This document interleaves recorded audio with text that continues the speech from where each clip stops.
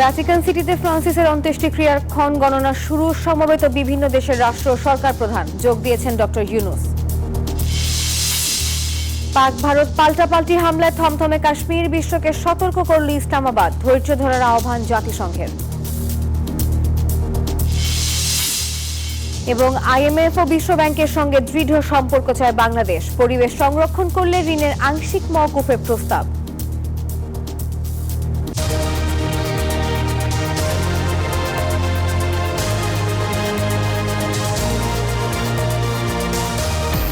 স্বাগত জানাচ্ছি নিউজ 24 এর নিয়মিত আয়োজন প্রবাসের সংবাদে। আপনাদের সাথে আছি আমি নাফিসা হক। এতক্ষণ দেখছিলেন সংবাদ শিরোনাম, এবারে বিস্তারিত। আজ ভ্যাটিকান সিটিতে সম্পন্ন হবে পোপ ফ্রান্সিসের অন্ত্যেষ্টিক্রিয়া। আর এরই মধ্যে ভ্যাটিকানে জড়ো হয়েছেন বিশ্বের বিভিন্ন দেশের রাষ্ট্রপ্রধানরা। অভিবাসন নিয়ে পোপের সঙ্গে বারবার সংঘাতে জড়ানো মার্কিন প্রেসিডেন্ট ডোনাল্ড ট্রাম্প সহ আর্জেন্টিনা, ব্রাজিল, ফ্রান্স এমনকি ইউক্রেনের প্রেসিডেন্টও এই অন্ত্যেষ্টিক্রিয়ায় যোগ দেবেন। পোপ ফ্রান্সিসের অন্ত্যেষ্টিক্রিয়া ঘিরে ভ্যাটিকানে বিশ্ব নেতাদের ঢল। শনিবার সেন্ট পিটার্স ব্যাসিলিকার সামনে উন্মুক্ত প্রাঙ্গণে তাকে শেষ বিদায় জানাবেন নানা প্রান্তের মানুষ। এরই মধ্যে ভক্ত অনুরাগীদের পদচারণায় কানায় কানায় পূর্ণ ভ্যাটিকান সিটি। যুক্তরাষ্ট্রের প্রেসিডেন্ট ডোনাল্ড ট্রাম্প, ফ্রান্সের প্রেসিডেন্ট ইমানুয়েল ম্যাক্রো অন্ত্যেষ্টিক্রিয়ায় অংশ নেবেন। শুক্রবার থেকে আসতে শুরু করেছেন বিশ্ব নেতারা। সর্বোচ্চ ধর্মীয় ব্যক্তিদের উপস্থিতিতে এই অনুষ্ঠান নেতৃত্ব দেবেন চার্চের কার্ডিনাল কলেজের ডিন জিত্তুভানি বাত্তিস্তারে। শেষকৃত্য শেষে তিনি চূড়ান্ত সমাপন প্রার্থনা পাঠ করবেন, যার মাধ্যমে আনুষ্ঠানিকভাবে পোপকে ঈশ্বরের হাতে সমর্পণ করা হবে। প্রথা ভেঙে সেন্ট পিটার্সের বদলে রোমের সান্তা মারিয়া ব্যাসিলিকায় সমাহিত হবেন pope Francis. Masud Rana, news 24। ইতালির ফিউমিচিনো আন্তর্জাতিক বিমানবন্দরে নেমে প্রধান উপদেষ্টা ডক্টর মোহাম্মদ ইউনূস সরাসরি যান ভ্যাটিকান সিটিতে, যেখানে সদ্য প্রয়াত পোপ ফ্রান্সিসের মরদেহে শ্রদ্ধা নিবেদন করেন তিনি। এর আগে শুক্রবার বাংলাদেশ সময় দুপুর 12:25 ইতালির উদ্দেশ্যে কাতার ত্যাগ করেন ডক্টর ইউনূস। সেখানে ইতালিতে নিযুক্ত বাংলাদেশের রাষ্ট্রদূত তাকে স্বাগত জানান। প্রধান উপদেষ্টার প্রেস সেক্রেটারি জানিয়েছেন, প্রধান উপদেষ্টা অত্যন্ত শ্রদ্ধা ভরে পোপ ফ্রান্সিসকে স্মরণ করেছেন। তিনি বিশ্ব শান্তি ও মানবতার একজন প্রতীক হিসেবে পোপের অবদানকে মূল্যায়ন করেন। এ সময় প্রেস সেক্রেটারি বলেন, প্রধান উপদেষ্টা গণতান্ত্রিক প্রক্রিয়া ও সময় মতো নির্বাচন আয়োজনের প্রতি আন্তরিক। দেশবাসীর আস্থা ও অংশগ্রহণের মধ্য দিয়েই একটি সুষ্ঠু নির্বাচন অনুষ্ঠিত হবে।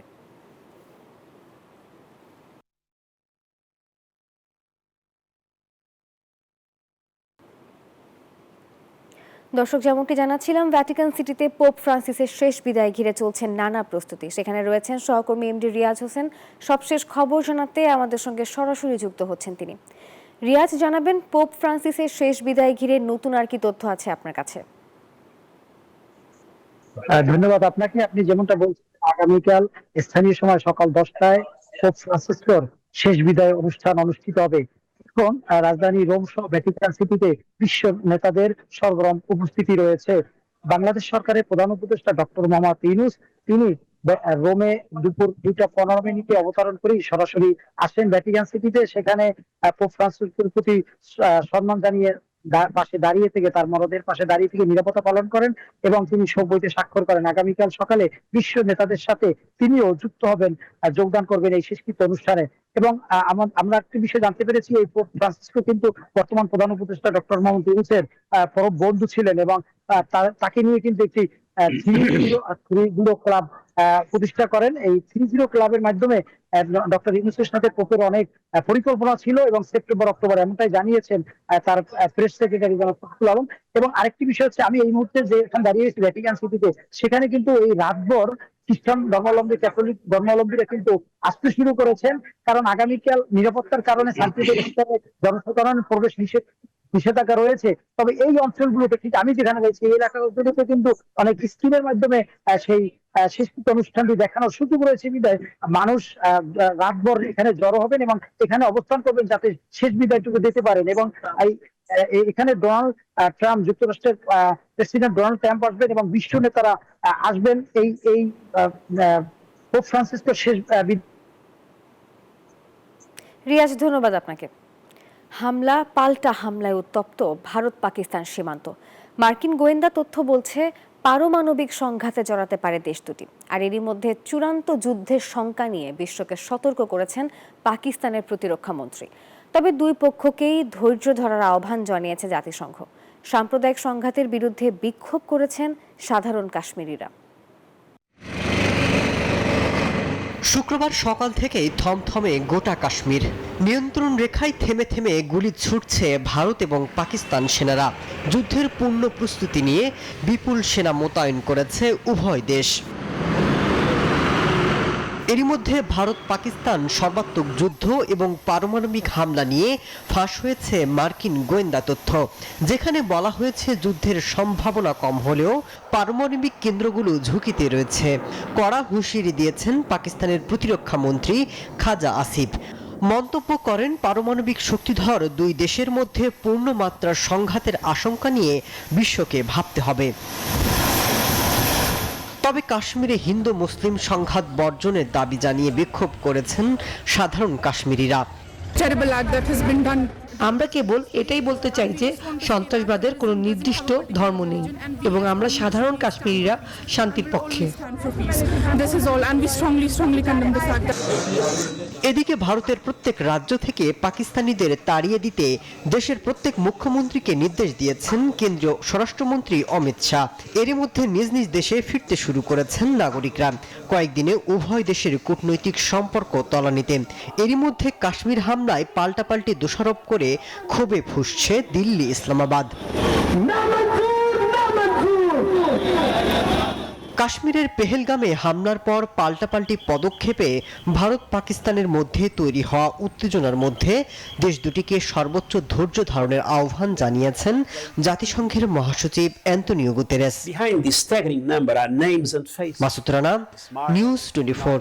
বিশ্ব ব্যাংকের সঙ্গে সম্পর্ক আরও জোরদার করতে চায় বাংলাদেশ। নিউজ 24-কে কথা জানিয়েছেন অর্থ উপদেষ্টা ডক্টর সালেউদ্দিন আহমেদ।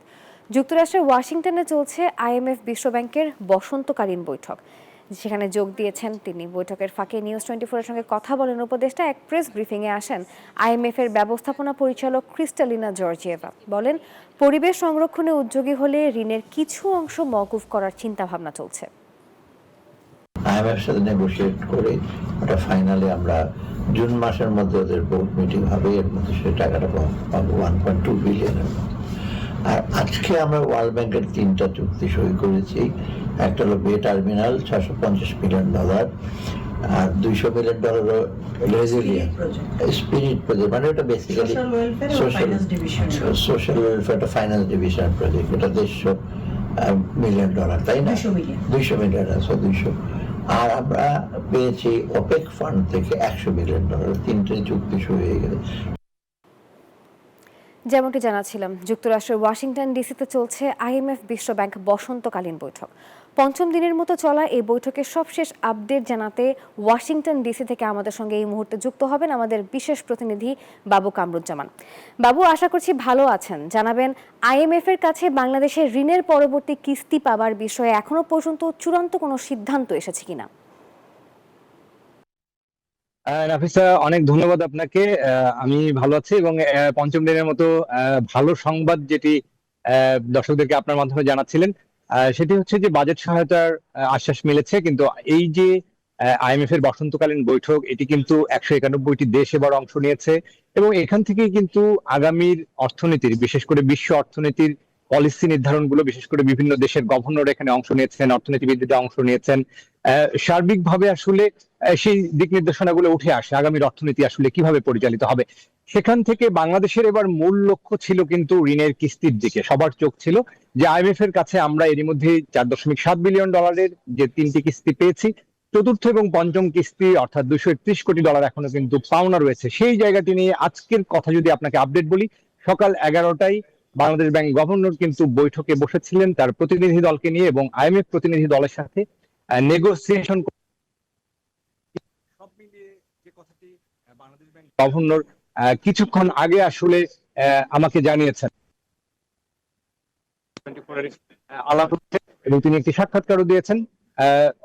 এই বিষয়ে চূড়ান্ত সিদ্ধান্তে কিন্তু পৌঁছাতে পারেনি। অর্থাৎ দুটি শর্ত IMF এর এখনো রয়েছে: রাজস্ব সংখাতের সংস্কার এবং বিনিময় হারকে বাজার ভিত্তিক করা। বিশেষ করে বিনিময় হার বাজার ভিত্তিক করতে পাড়ার বিষয়ে সিদ্ধান্ত চূড়ান্ত না হওয়ার কারণে কিন্তু এই পরবর্তী কিস্তি নিয়ে এখনো পর্যন্ত চূড়ান্ত কোনো সিদ্ধান্ত এবারের বৈঠকে আসেনি এবং ঐক্যমত্যে আসলে পৌঁছানো যায়নি। এবং গভর্নর বলছেন আইএমএফ এর ঋণের আসলে খুব বেশি প্রয়োজনীয়তাও বাংলাদেশে নেই। এই মুহূর্তে ব্যালেন্স অফ পেমেন্টের যে পরিস্থিতি, তাতে করে যে রেমিটেন্স আসছে, রপ্তানির যে পরিস্থিতি, তাতে করে তিনি মনে করছেন আইএমএফ যে শর্তের বেড়াজালে বাংলাদেশকে ফেলার চেষ্টা করছেন সেটি নয়, বরং স্বাভাবিক নিয়মে যদি আইএমএফ ঋণ দেন এত শর্তের বেড়াজাল ভেদ করে, তাহলেই সেটি গ্রহণ করবেন। অর্থাৎ একটি চূড়ান্ত সিদ্ধান্ত ছাড়াই কিন্তু শেষ হচ্ছে। সব মিলিয়ে এই দুটি ঋণের কিস্তি নিয়ে পরবর্তীতে আরো নেগোসিয়েশন হবে, আরো আলোচনা হবে পলিসি লেভেলে, তারপরে আসলে সিদ্ধান্ত আসবে। তো মোটা দাগে বাজেট সহায়তার বিষয়ে বেশ আশ্বাস মিলেছে বিশ্ব ব্যাংকের কাছ থেকে $3 বিলিয়ন। পরবর্তীতে আমরা আরো আপডেট নিশ্চয়ই আপনাকে জানাতে পারবো। আগামীকাল এই বৈঠকটি শেষ হবে। তো এই ছিল আমার কাছে এই মুহূর্তের সবশেষ পরিস্থিতি। নাফিজা। বাবু, ধন্যবাদ আপনাকে। London tower Hamlet civic award 2025 লাভ করেছেন এন্টারপ্রাইজ একাডেমির প্রধান শিক্ষক আশিদ আলী। তিনি শিক্ষকতার পাশাপাশি কমিউনিটির বিভিন্ন সেবামূলক কাজে নিয়োজিত ছিলেন। আশিদ আলীকে লন্ডন টাওয়ারে এই অ্যাওয়ার্ড প্রদান করা হয়, আর এ সময় বিভিন্ন শ্রেণী পেশার মানুষ উপস্থিত ছিলেন।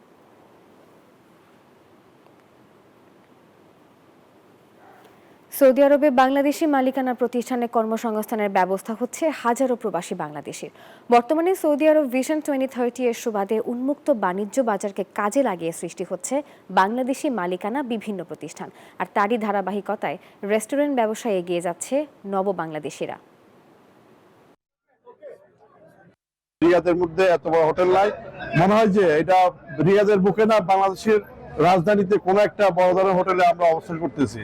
আসলে এটা আমাদের ঐতিহ্য, বাংলাদেশের ঐতিহ্য এবং গর্ব। বিদেশিদেরকে যে এখানে আপনার ইনভেস্ট করার সুযোগ দিচ্ছে, এখানে কিন্তু অন্যান্য দেশের যেমন সম্ভাবনা তৈরি হয়েছে, ঠিক তদ্রুপ বাংলাদেশেরও কিন্তু একটা বিরাট সম্ভাবনা।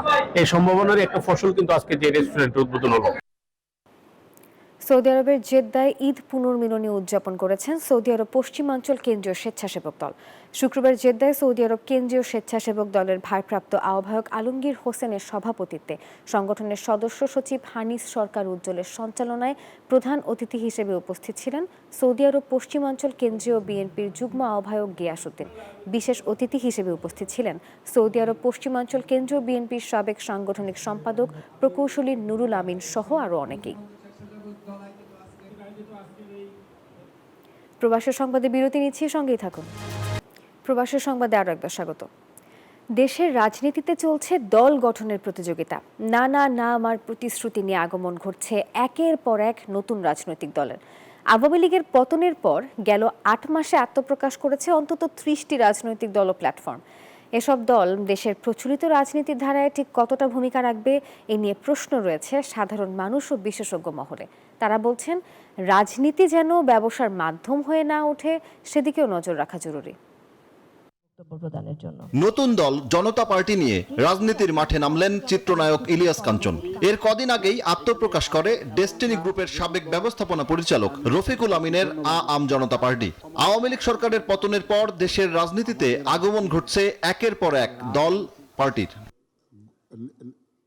নির্বাচন কমিশনের তথ্য অনুযায়ী গেল 8 মাসে যাত্রা শুরু করেছে অন্তত 30টি নতুন রাজনৈতিক দল ও প্ল্যাটফর্ম।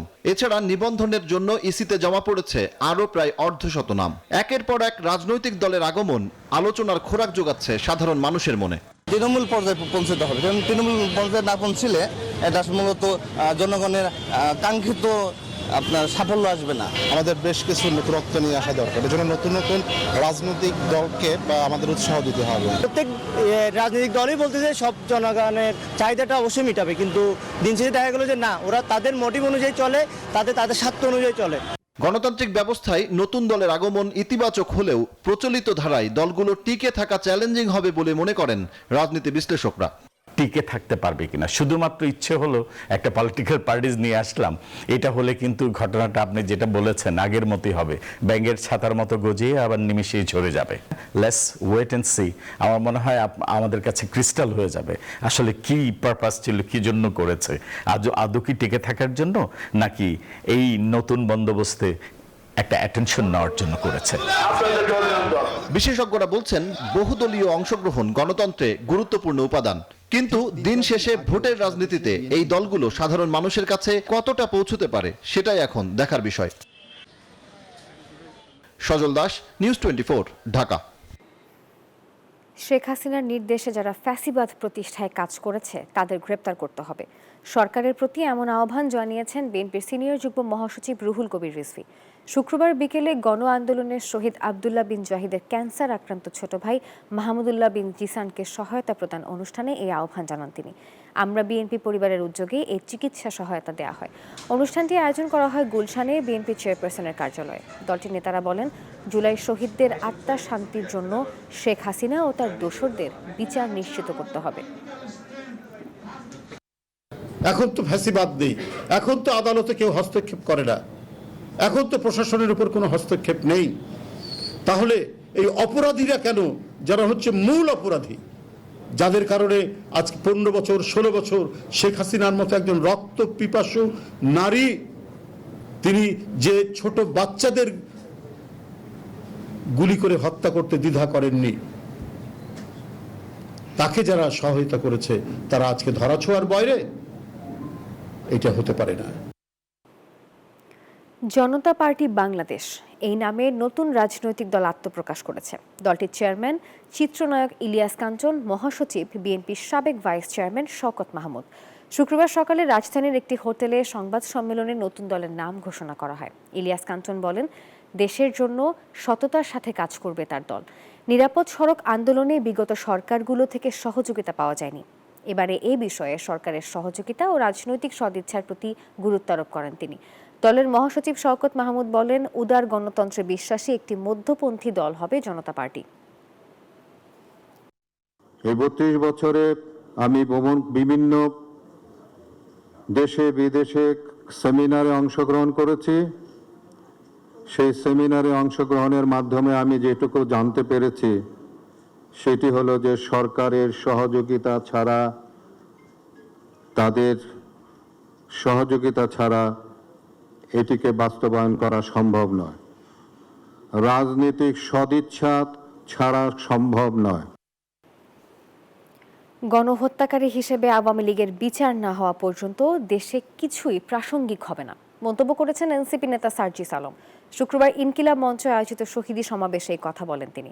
সমাবেশে আওয়ামী লীগের রাজনীতি নিষিদ্ধে 4 দফা দাবি তুলে ধরেন ইনকিলাব মঞ্চের মুখপাত্র শরীফ উসমান হাদি। আমি শহীদের সন্তান হিসেবে জুলাই পিলখানা ও শাপলা গণহত্যার বিচার এবং গণহত্যাকারী আওয়ামী লীগ নিষিদ্ধের দাবিতে রাজধানীর শাহবাগে ইনকিলাব মঞ্চের এই শহীদী সমাবেশ, যাতে অংশ নেন জুলাই আন্দোলনে নিহত পরিবারের সদস্য এবং আহতরা। অংশ নেন বিভিন্ন রাজনৈতিক দলের নেতাকর্মীরাও। পরে সমাবেশ শেষে মিছিল করে ইনকিলাব মঞ্চ। এ সময় শহীদ পরিবারের সদস্যরা হতাশা প্রকাশ করে বলেন, অভ্যুত্থানের 9 মাস পেরিয়ে গেলেও অন্তর্বর্তী সরকার এখনো বিচার নিয়ে দৃশ্যমান কোনো ব্যবস্থা নিতে পারেনি।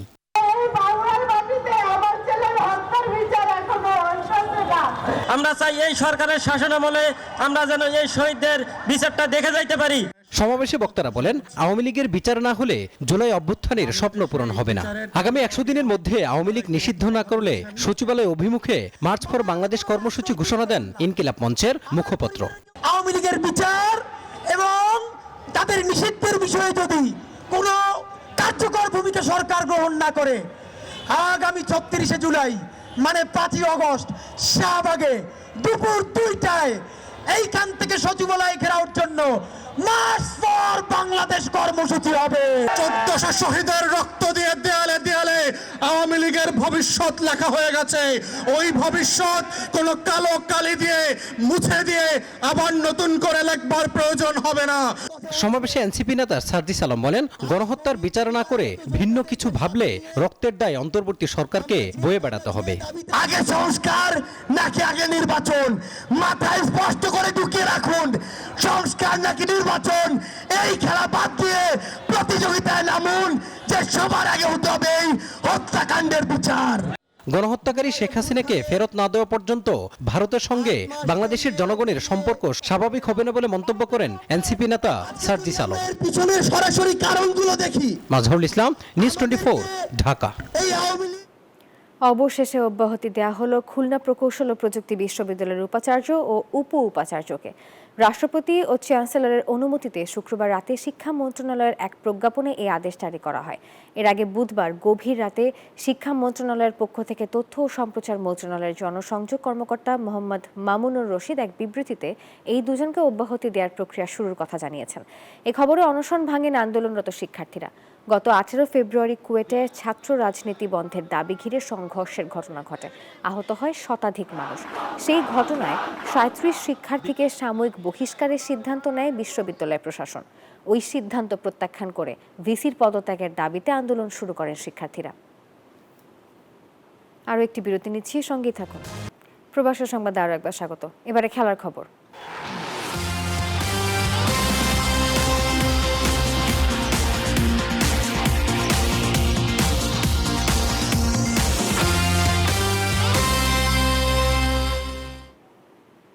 প্রধান উপদেষ্টার সঙ্গে খেলোয়াড়দের 4 দিনের কাতার সফর শেষে দেশে ফিরে নিজেদের অভিজ্ঞতা জানালেন আফিদা সুমাইয়ারা।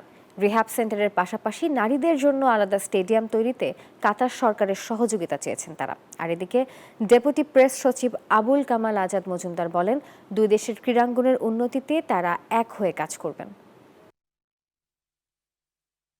প্রথমবারের মতো প্রধান উপদেষ্টা সফর সঙ্গী হয়ে 4 খেলোয়াড় কাতার সফর করলেন। দেশটির আমন্ত্রণেই সে দেশে যান তারা। বাংলাদেশের ক্রীড়াঙ্গনে উন্নতির জন্য তাদের চাহিদা জানান সে দেশের সরকারের কাছে।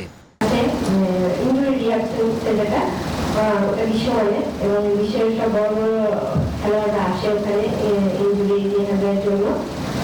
তো আমরা সেই খেলের সাথে কথা বলেছিলাম, তখন তিনি বলেছেন যে ইনশাআল্লাহ তারা আমাদের জন্য ভালো ফ্যাসিলিটি দেওয়ার চেষ্টা করবেন।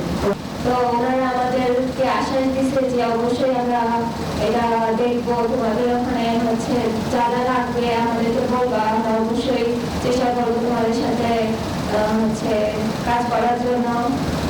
এছাড়াও তারা ঘুরে দেখেন কাতারের বিশ্বকাপ ফুটবল অনুষ্ঠিত হওয়া ভেন্যুগুলো। অন্যরকম এক রোমাঞ্চ নিয়ে তারা দেশে ফেরেন। অনেক কিছুই ছিল দেখার মতো।